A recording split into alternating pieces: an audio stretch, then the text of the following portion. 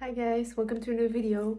In today's video I will be taking you along in the preparations for my workshop. I have a workshop in 2 days. Today is Thursday. As you can see, it is nighttime already, and my workshop is on Saturday afternoon.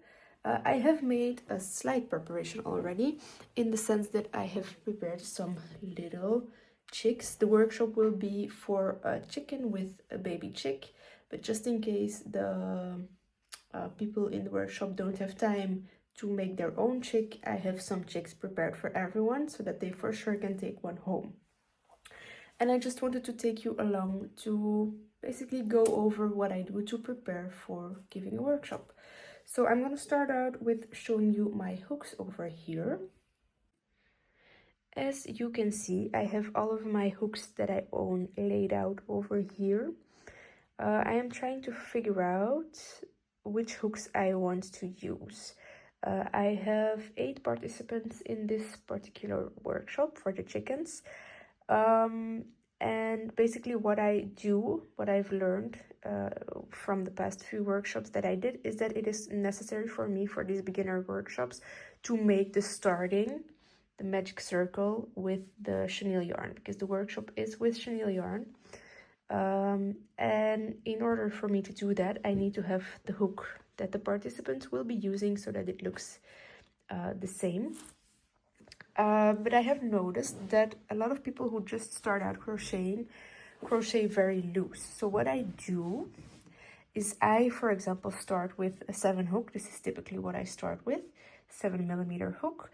And then I give the participants a 6 or 6.5, sometimes a 5.5, depending on how loose they crochet, to continue the plushie. Because I crochet quite tight, they crochet very loose, so if I give them a smaller hook, it kind of looks similar. Now I am trying to figure out, I have 8 participants and I have about 3 hooks of each size. What I want to do, I try to use hooks between 5.5 and 7, so I have 3 5.5s if I include this one. I have 4 6mm hooks, 3 6.5 and 3 7. So I think what I will do is I will start everything with a 7, crochet it pretty tight, and then give the participants either a 6 or a 6.5 hook to start out with. And if I notice that they crochet too loose, I will give them a smaller hook, or if they crochet too tight, I will give them a bigger hook. I think that's what I'm gonna do. I'm just gonna crochet the way I know it with the 7. And then I guess we'll go from there. So I have here the yarn that will be used for the workshop.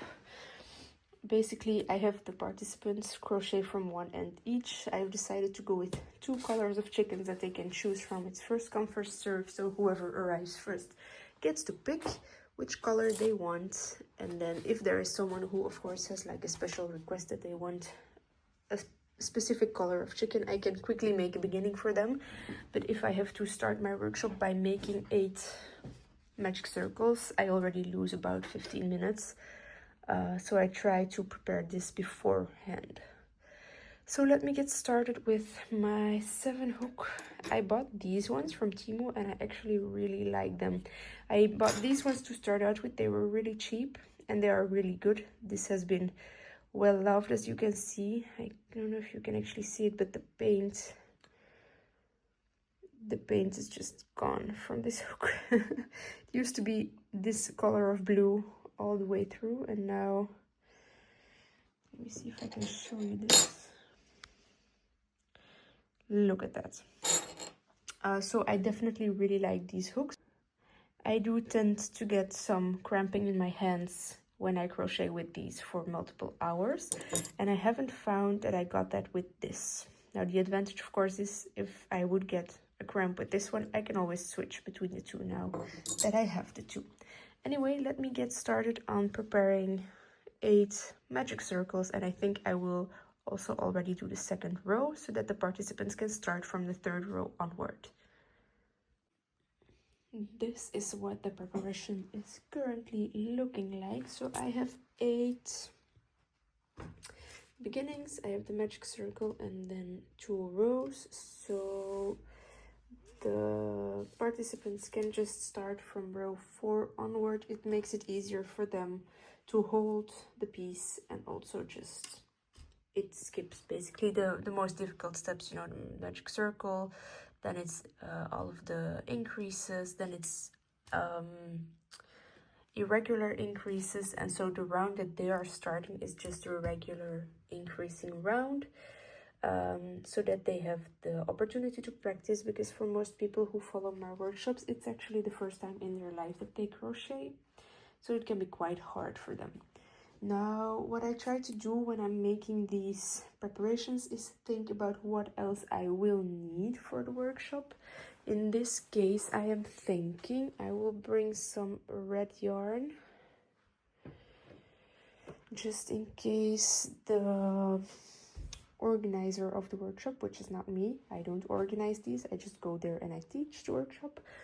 But just in case there is no more red yarn, I will bring some, and then I will also bring yellow here, because I'm not sure she had yellow yarn, and if anybody wants to make a little trick, then they have the opportunity to do so. And I will bring orange for the feet.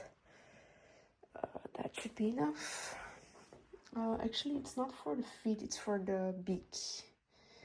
For the chicken, it's the beak that's orange. For the chicks, it's the feet that are orange. Anyway, what else do I bring? I always bring my safety eyes and my stitch markers. I also always have the stitch markers here. I have the stitch marker for the round, and then the stitch marker that keeps the last stitch in place. And I think that's everything that I will be bringing. Everything else is there. This, I don't know if I said it already, this took me about half an hour to prepare this, and now I will just put everything aside, and then I'm ready to go for my workshop on Saturday, and I don't have to worry about it anymore, which gives me some peace of mind to know that everything is prepared and ready to go. As a last step to my preparation, I have printed out my patterns right there, and here I have everything ready to go for Saturday's workshop. I hope you enjoyed seeing how I prepare for my workshops. I hope it was helpful in case you are planning on doing a workshop. I am definitely not an expert yet on the topic. I have only done a handful of workshops. They've been mostly successful, so I've got some pretty good feedback from the people, so I'm hoping that they were honest and that they actually enjoyed the workshop. But so yeah, I hope you enjoyed today's video, and hopefully I will see you next time. Bye guys.